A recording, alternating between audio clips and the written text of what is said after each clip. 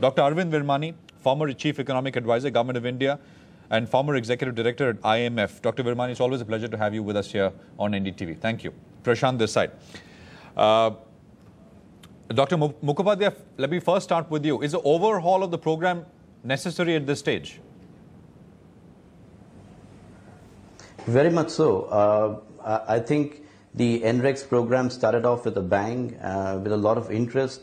But even during the Congress, if you look at the expenditures during even the Congress reign, you would see that subsequent to 2009, 10, 11, expenditures have kind of plateaued or actually have fallen. And if you take into account the fact that actually the wages offered are actually larger, then essentially you are giving jobs to a fewer number of people. So I think, the fact that it's going to, it's going to have a new form or taper off, it's been happening for some time. So it's not really the BJP that would do it. It would largely be, in some sense, the maturity of a scheme by itself, loses some steam, loses some steam as soon as a party, I would feel like Congress got some mileage out of it. And subsequently, they themselves were, I would say that, losing steam on the particular implementation of the scheme. It was actually controversial to begin with, the fact that whether you should extend NREGS to the whole of the country. I mean, while there was very good reason to have it in the poorest of districts, the subsequent extension to the whole country kind of diluted the mandate, the whole mandate of this being a social security scheme.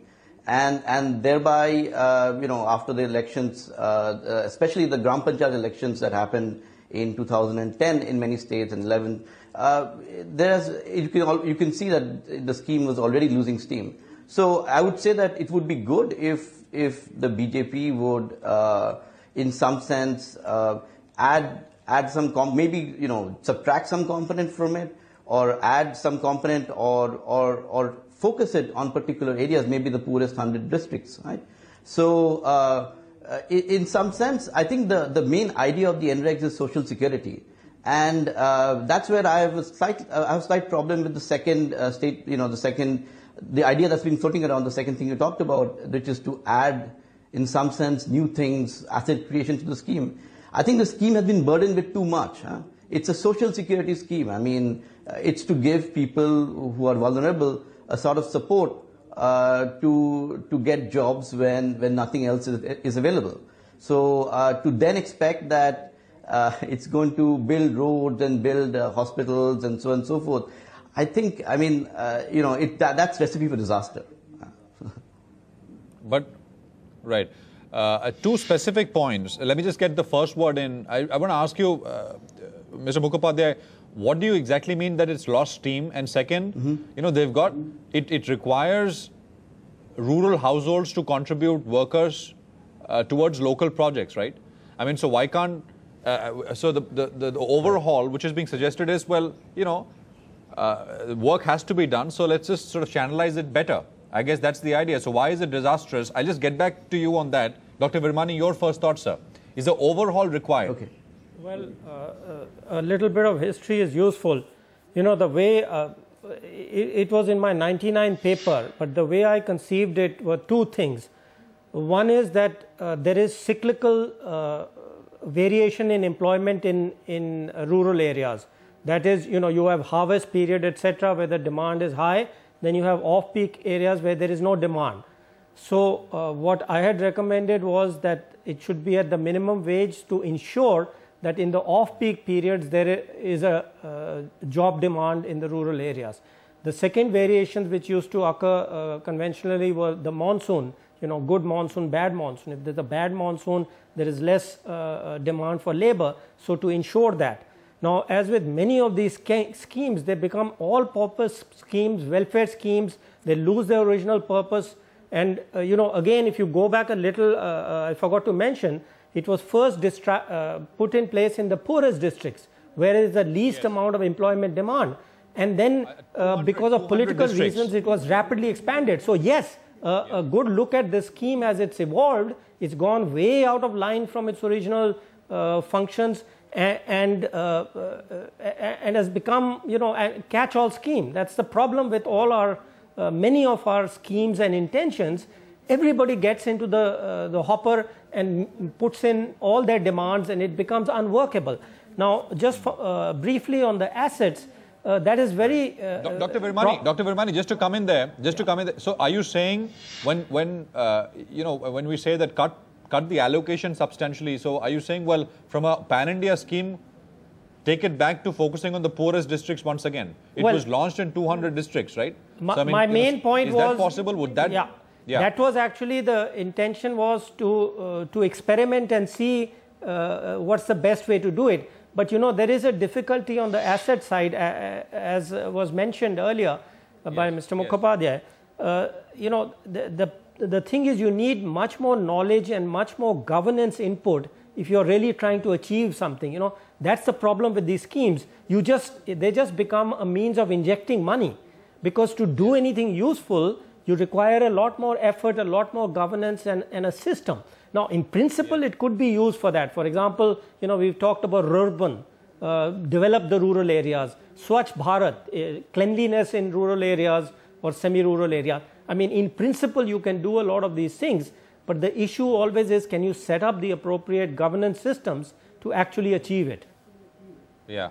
Okay. Mr. Mukhopadhyay, is that what you were referring to as well, when you said, well, linking it to asset creation could be disastrous? Basically, the problem is, as pointed out by Dr. Virmani, is basically that of skills, right? So, to build anything more than the usual, ditch, pond, basic, paving, stuff like that, you need to have people who have some skills, right? But if they had skills, they would not need NREGS in the first place, in principle, right? So, though over time people, the government and local government especially has added these aspects to it of actually remunerating skilled work. But this was not the point in the first place. The idea was to give unskilled labor, a social security kind of option that they could get some work at some point. Now, in some sense, NREGS is very important. It's not an anomaly scheme, right? It's not a scheme that has brought forth things that we didn't know about the rural economy. And as a matter of fact, it's good to know, in some sense, it reveals what really goes on in rural areas when we kind of transfer funds and hope for the best. Because the one good thing that NREGS has brought in is, in some sense, transparency, right? So we have been, even with asset schemes, right? We have been giving money to rural areas through block development officers, through district collectors, and then there has never been any accountability. But because the scheme came wrapped around this accountability garb, it also meant that people actually saw what happened. And actually, I believe that what happens, for example, if you transfer funds for asset creation, would be that you would have to have a larger materials component, because of course you cannot you cannot build a very good road by insisting on these 60-40 on these kind of ratios between labor and capital. So of course you will have more materials. But as was seen in the initial years of the scheme in many places, that if you allow for, in some sense, expenditure on materials, you're going to have large scale pilferage, right? But this is exactly what happens probably in a lot of schemes that create assets. So in some sense, I mean, the way to go forward, even if you want to do asset creation, is to actually learn from the scheme and to ask ourselves that, okay, let's say that, we don't think NREGS is a good way to go forward for asset creation or whatever. And let's substitute it, let's come up with another scheme. Let's redirect this money to build, let's say, toilets, right? But who's going to actually check whether these toilets are going to get built? Who's going to stop the elite capture of the materials component? Who's going to stop all these things? And these things exist now with NREGS. We know these things. We are able to quantify these things.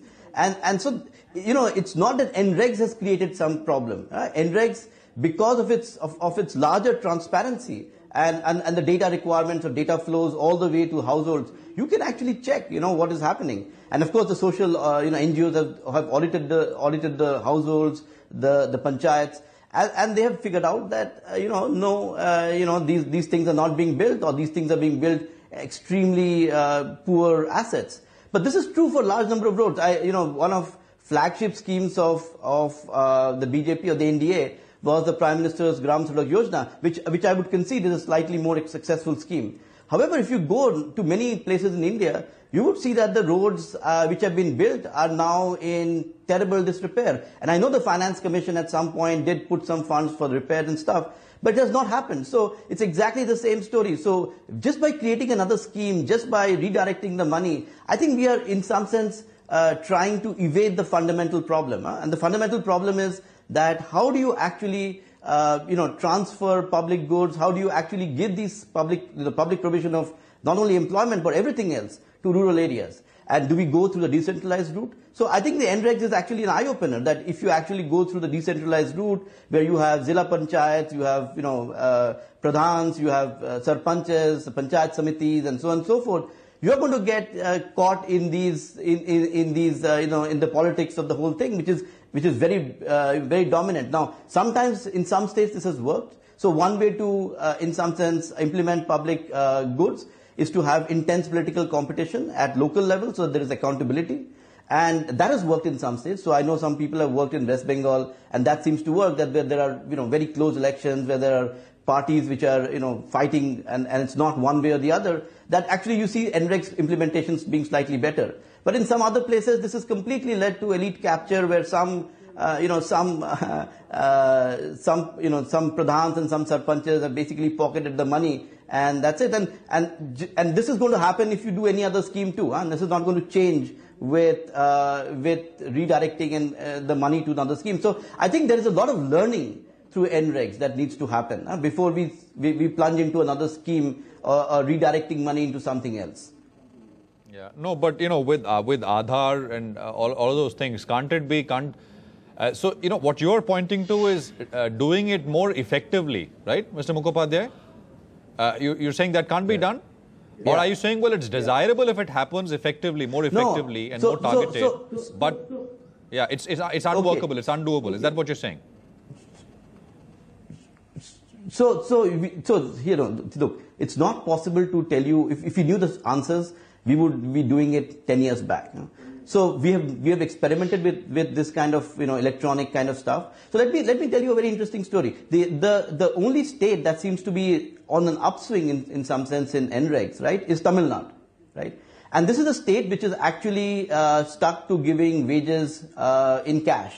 Now, the earlier idea was that basically it's the wages, the fact that you have to pay in wages, that's causing all the corruption in the scheme, and therefore we need to do electronic payments and we need to get all these things going, right? At least we need to get bank accounts, and there will be money transferred directly to bank accounts. No sarpanch is ever going to be able to take away money. But this is all this has not worked. As a matter of fact, wherever it has been done, it seems to have failed. I think in some sense one learning from the NREGS is that if public provision of anything, I mean roads, you want to build toilets, anything of this stuff happens, you need to incentivize local leaders. Okay, so one aspect which is actually interesting is that when actually you allowed for corruption, right, in the 2006, 7, 7, 8, 8, 9, even 9, 10 for that matter, in many parts of India, you actually saw NREGS working much better. And by better, I don't mean that you had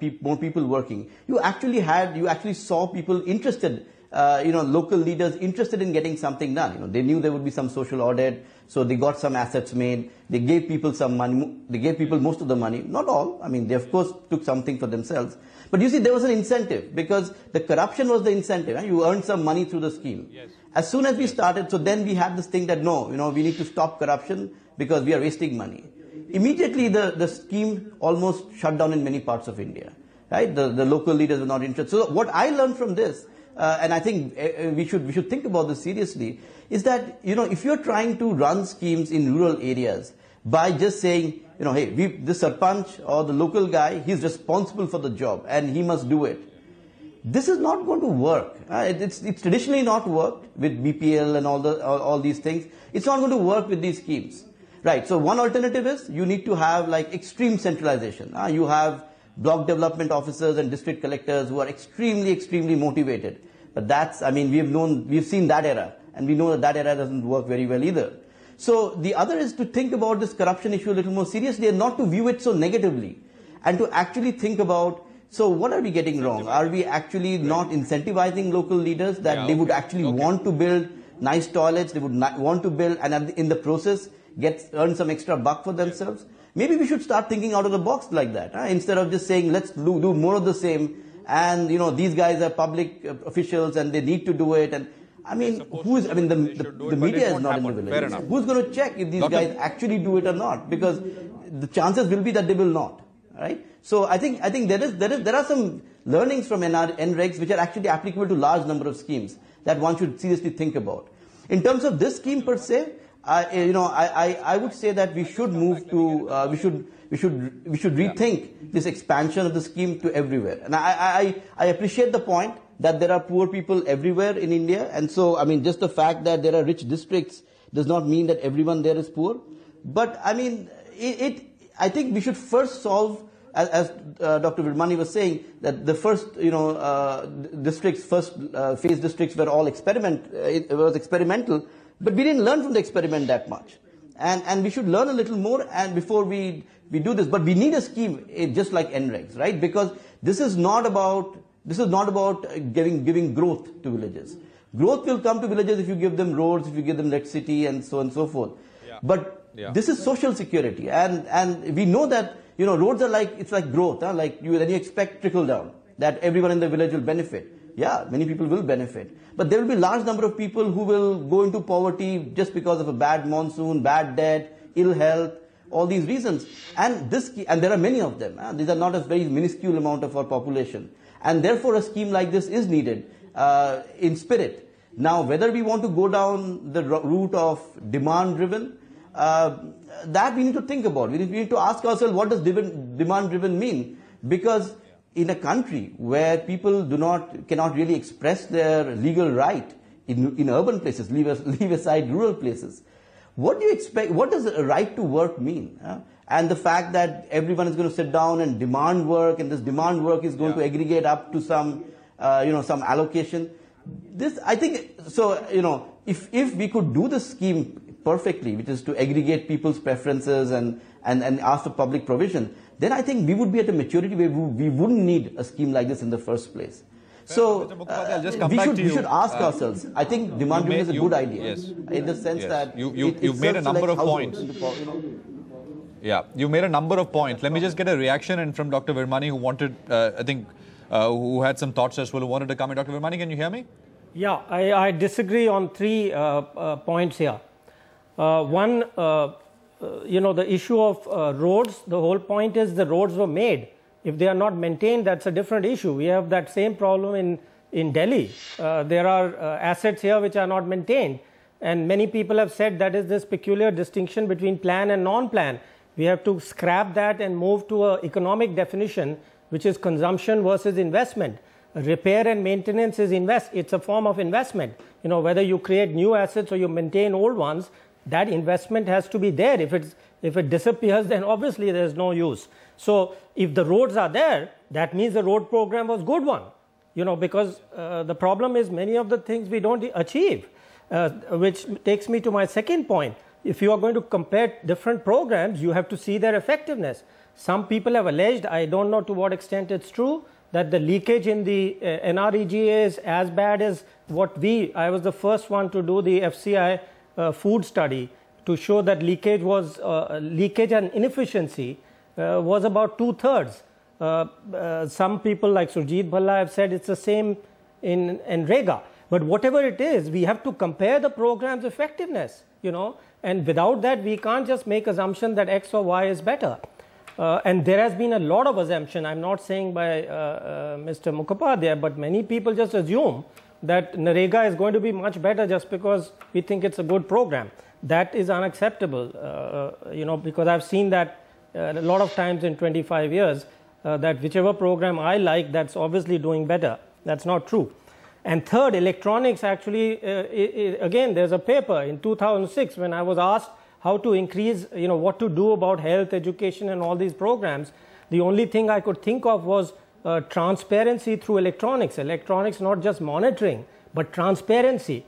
So if you are spending money in certain district or certain villages, put that on the web. Let people see. Let NGOs see that you are saying you are doing X, Y, Z in this particular village. put it on the web and let people see. Otherwise, how do we know whether that money is going where it is going? So really, my whole proposal on electronics was to use it as a means of transparency. So these are three things I clearly have a different view. Then there are many other issues, of course, which have come up, which we can take up. Quickly respond to this, and then we'll go on. Then we'll get back on track. So you yeah, go on.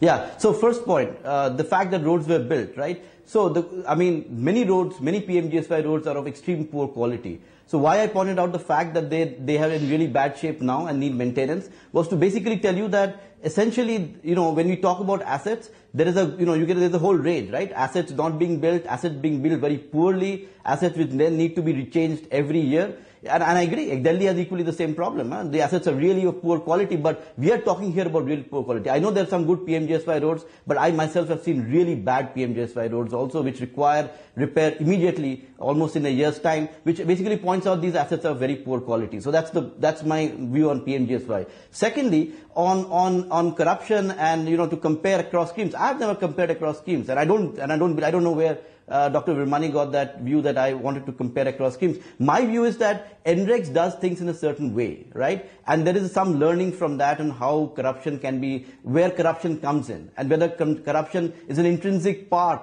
of the public delivery service as of now, and how much we can separate out scheme public provision from corruption, or how do we deal with it? Just being, you know, in some sense pedantic about it and saying, you know, it should disappear, I don't think is going to solve the problem. The third part is that of transparency. I don't know if Dr. Virmani is aware, but actually in NREGS there is tremendous transparency in terms of fund flows, right? I mean, so on the internet you can go up, I can tell you a particular household from 2006, how many days he wanted work, he was offered work, and he got work. But let me also point out that actually, though that transparency is there, that means nothing. So if you ever look at basically the work done by NREGS households, you will see that there is never unemployment or very little unemployment allowance, right? And the reason for that is when work comes in the village, the guy, the sarpanch, the secretary who's responsible for this is going to then note down your work. And on the official records, he's going to show that you asked for work on December 2nd and he got work on December 3rd and then he got paid on December 4th. Right? So, yeah, I mean, you can call this transparency. You can see that the funds are going to the guy, or at least have gone to his account on paper, and it has gone to his account. But all I'm trying to say is that this is not going to solve the problem. And in some cases, it seems that all this transparency seems to be causing disincentives to public leaders to actually do anything about the schemes, right? So this is definitely an example of NREGS, so it's specific to NREGS. But I don't see why this argument has to be specific to NREGS, right? This is in general true for all schemes. The NREGS, because of the transparency of the data, on the contrary, my point was this issue of using electronics for transparency was introduced around 2006-07, and it was intended for all schemes. So any scheme which came after that probably has it, and the old schemes will get it. I recall looking at the Orissa website, which had the complete stuff for all programs. Actually, it was surprising for one village in Orissa 6 years ago. It had for all schemes, not just NREGA. My point was, when you compare schemes, you can't just look at one scheme's good and bad. You have to compare across, because the point is to achieve an objective, not to run a scheme. So the question is, what is the objective we want to achieve, and what is the best way of doing it? That was my point. Not that X or Y which is good or bad. What I was saying is, what is the objective? All I'm trying to say is that, all I'm trying to say is that is not the solution. I'm not discussing. My point was not specific to NREGS, right? My point was specific to the fact that what can we learn from NREGS? Yes, you should learn from NREGS and every other scheme. You know, it's not that you learn only from NREGS. Yeah. That's true. No, the fact is that, I mean, you are talking about, of course, the transparency in other schemes, but I would like to point out that actually, if you look at the NREGS transparency in terms of these numbers, you would see that, I mean, the reason why we can talk about NREGS so much and why there has been, it's the whipping boy of all schemes in some sense, is because of the transparency also, right? It's because that we have seen all this. So then social audit people have gone to villages and said, okay, household number, whatever, Shanta Prasad, your job card number on the internet says you have worked these many days. Have you done so? No, you cannot do that. I mean, you can get some fund data, right? But that leads us to the fourth issue. See, the government is always good in giving you data on funds, not on outcomes. That leads us to the fourth issue. Do any of these schemes achieve anything? Well, some of us have been saying that the only sure way of improving poverty is through growth. So growth, obviously, if there's growth 1,000 miles away, that's not going to help you. The growth which is going to help you is in your district, in your village. So the only sustainable way, Dr. Virmani, and Mr. Mukhopadhyay, both of you don't. I don't think both of you have drastically different views on the subject. Exactly. I think Mr. Mukhopadhyay said the government provides data on allocations, but not on outcome, which I think which was your point as well, Dr. Virmani, right? Yeah. It should be all I'm saying is because Mr. Mukhopadhyay was going only on the NREGA, I was trying to put it in the perspective of all schemes. That's all. I'm not. I didn't specifically object to any specific thing. I'm just saying you have to look at it in a broader context and you have to compare. You can't just look at one scheme by itself, good or bad. I mean, there are people who are strong supporters. I think they are wrong. Those who are strong opponents, I think they are wrong too. And the only way to resolve that thing is to compare the schemes as to the objectives which are to be achieved. That's the point I was making. Yes, Mr. Mukhopadhyay, go on. What you had a point. Quickly. I appreciate that point. Prashant, the point is that I am not saying that NREGA. I'm not a one of these NREGA junkies. Like going for that, we should have NREGA. I've made 2 points. One, social security is a very important part. We need to take care of. We have known all over the world experiences that growth by itself does not give social security. Social security is a separate mandate. And insofar as it's a separate mandate, it needs some sort of a scheme or some sort of a program to take care of really vulnerable households, especially when there are fluctuations. Two, I think that my point about NREGA is not that, that I'm going to talk about only NREGA and nothing else. But NREGA has, also good, you can actually check whether households got jobs, you can actually check what assets were supposedly built, which you can then go and do field studies to check if they were built. So insofar as that information is available, it has actually, in some sense, given us an idea that what can go wrong. And so my idea is that don't replicate NREGA. Of course not. Don't replicate NREGA. My idea is that learn from NREGA. Of course you can run for other schemes also, but the data is not available in other schemes to the level of detail that is available in NREGA. And so insofar as that is available, you can learn something more from the scheme. Also this decentralization idea that we should channel everything through. Yeah. Fair enough. Dr. Virmani, first to you, what would you like to see? What changes to NREGA would you like to see? Quickly. Well, you've had an expert talking for half an hour. I mean, I think you should have asked him that question, because that's really what, somebody who studied in detail should tell. I can only make the broader points. But I think what is proposed is perhaps trying to synergize. As I said, the key issue is governance. You can say that what the government seems to be thinking is to synergize NREGA with some other scheme, maybe rural development, maybe the cleanliness campaign, and the key there will be the management, so to say, the governance. And we know that governance is really the problem. When we talk about 60% leakages in most schemes, and inefficiency, that's governance, right? It's the governance problem. So you agree with him? You think this scheme should be essentially for social security, should not be lumped together because it doesn't work, because it requires better governance, which is not possible. If you wanted a real social security scheme, it should be what I had proposed. This is not a pure social security, because what you want, this is a classic thing. There are 50 years ago, people were writing about it, that the problem is during the off-peak, when there's no jobs, that's when people have to migrate. So what we had recommended was have it at a rate which is equal to the market rate in the off-peak season and ensure that everybody is able to work at that level. That's how you get social security, not by just saying we are going to create employment. That's not the objective. If you want social security, you want to make sure that they can work. The work is not available. And it's not what it became was they kept raising the minimum wage, etc. And then you have corruption. Because if the market wage is 1/3 or not 1/3, but let's say even 2/3 of that wage you're getting, we've got this then the corrupt now. get You're in. not telling me what We know that every scheme you create rents.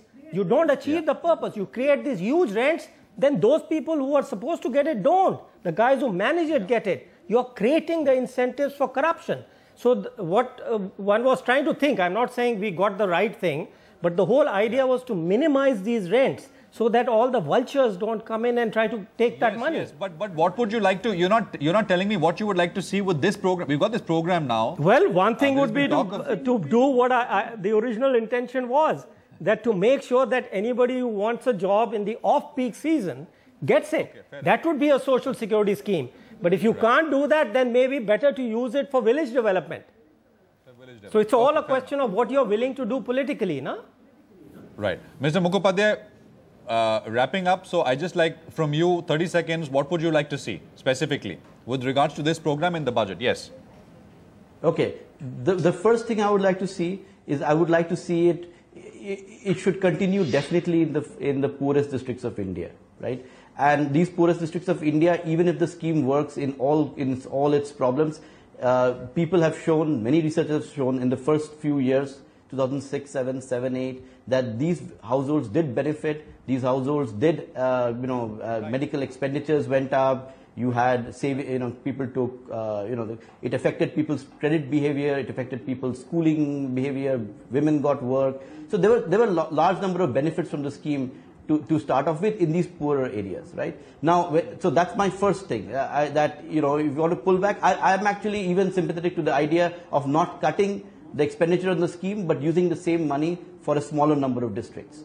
And so focusing a lot more attention on these districts, right? Now, the second point I would like to make is that we need to have more monitoring of so we have these outcomes. So there are some good things about NREGS. That one is this monitoring business in the internet, that you can follow each household, follow each village. We have always been monitoring inputs, which is the government always monitors the amount of funds that go into the village. We should actually monitor the actual, not the amount of employment per se, but actually fluctuations. Why is it that in some panchayats, some villages demanded some years, and suddenly you don't see anything for a few years in that? Does it mean that the new sarpanch doesn't like the village? That's obviously wrong. That means that there are people there in that village not getting jobs. So this is easy to monitor, right? This does not require building up anything more. It requires exactly the MIS that the central government has, but not to stop thinking that, look, we have transferred a certain amount of money to the Gram Panchayat and our job is done. No, it's not done. You will have to go further and try to make sure and try to look at how these things have evolved over time and look at how villages get work over time. And if you see big fluctuations, then worry about it and send people there and figure out what happens. Just leaving it to the NGOs will not do, because of course the NGOs have, they are in this business also with other objectives. So, they do a good job, but we should not be relying completely on them. And of course, it does, just giving funds and stopping absolves the government of the responsibility of the implementation. So that's the second point, that they should monitor much more carefully. Maybe that requires a smaller number of districts, so be it. Let the monitoring be very good. And the third thing is, before we decide, whether it's a good idea to go down the decentralization route, we should look at examples like Andhra, which have completely flouted the whole essence of the scheme, which is the fact that it should work to the Panchayati Raj system. They have gone down largely through a state capacity system, that the state government, the block officials, they work. Maybe if there is monitoring at the top, maybe that's the right model to do for many schemes. Maybe this decentralized model with no one really checking for accountability is a bad way of providing public services. And if we go down the decentralization route, we cannot say that corruption is more or less. Now we have to deal with corruption head on. And if that means thinking out of the box in incentivizing local leaders, we have to think like that. We cannot just say that, look, NREGS is not working, so maybe it's time to give the money to some other village scheme. Why village development scheme? What does that mean? What is the other village development scheme? We have been doing village development schemes in this country for many, many years. They have not worked. They are in many schemes have provided nothing. So, I think largely, as I agree with Dr. Virmani, largely it is political, commitment. And so if a smaller number of districts, I have to wrap it up here. Mandate with a I got the points across. Maybe through the central. Yeah, I got the points across. Thanks very much, Mr. Mukhopadhyay, Dr. Virmani. Appreciate both of you being there.